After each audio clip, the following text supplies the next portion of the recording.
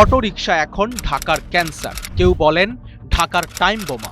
রাস্তায় ৩ চাকার এই বাহনের বাড়বাড়ন্ত এমন পর্যায়ে পৌঁছেছে যে পুরো শহর স্থবির হওয়ার জোগাড়।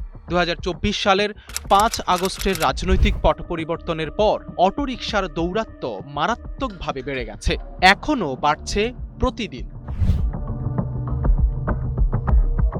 কেন ঢাকায় জ্যামিতিক হারে বাড়ছে অটোরিকশা, সেই অনুসন্ধানে বেরিয়ে আসে পিলে চমকানো তথ্য। খোঁজ নিয়ে জানা গেছে, গণ অভ্যুত্থানের পর আত্মগোপনে চলে যাওয়া নিষিদ্ধ আওয়ামী লীগের অনেক নেতাকর্মী ঢাকায় অটো চালক হিসেবে হাজির হয়েছেন। পরিচয় আড়াল করতে রাস্তায় নামছেন মুখে মাস্ক পরে। সময়ের আলোর অনুসন্ধানে বেরিয়ে আসে, মুগদা মান্ডা এলাকায় যারা অটো চালান তাদের বেশিরভাগই কার্যক্রম নিষিদ্ধ আওয়ামী লীগের সঙ্গে কোনো না কোনোভাবে সম্পৃক্ত। তারা নীরবে অটো চালিয়ে যাচ্ছেন পেটের দায়ে। বাদল নামে বসিলার এক অটো চালক জানান, বসিলার এমন কোনো স্থান নেই যেখানে পতিত আওয়ামী লীগের নেতাকর্মী নেই যারা এখন অটো চালায়। পেটের দায়ে অটোরিকশা চালাতে রাস্তায় নামা এসব আওয়ামী লীগ কর্মীরা কোনোভাবেই ক্যামেরার সামনে কথা বলতে রাজি নন। এমনকি রাজনীতির প্রসঙ্গ উঠলে নিজের নাম পরিচয়ও জানাতে চান না তারা।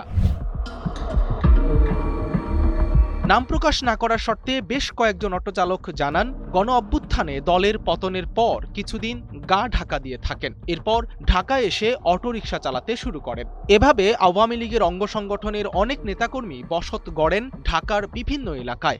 ইতোমধ্যে অনেকে অটোরিকশার মালিকও হয়ে গেছেন। অটোতে বিনিয়োগকারী স্বেচ্ছাসেবক লীগের এক সাবেক নেতা জানান, টাকা ব্যাংকে রাখলে সমস্যা হতে পারে সেই চিন্তা থেকে অটোতে বিনিয়োগ করেছেন। তবে তিনি সরাসরি ব্যবসা পরিচালনা করছেন না, আত্মীয় স্বজনের মাধ্যমে পরিচালিত হচ্ছে তার অটোরিকশা ভাড়ার ব্যবসা।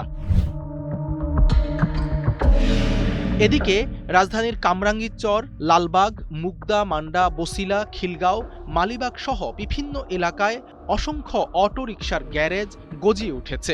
অটোরিকশার জন্য ঢাকায় ৩,৩০০টি চার্জিং পয়েন্ট অনুমোদন দেওয়া হয়েছে, অথচ এখন প্রায় ৪৮,০০০-এর মতো অবৈধ চার্জিং পয়েন্ট রয়েছে। এতে সরকার রাজস্ব হারাচ্ছে প্রায় ৪,০০০ কোটি টাকা।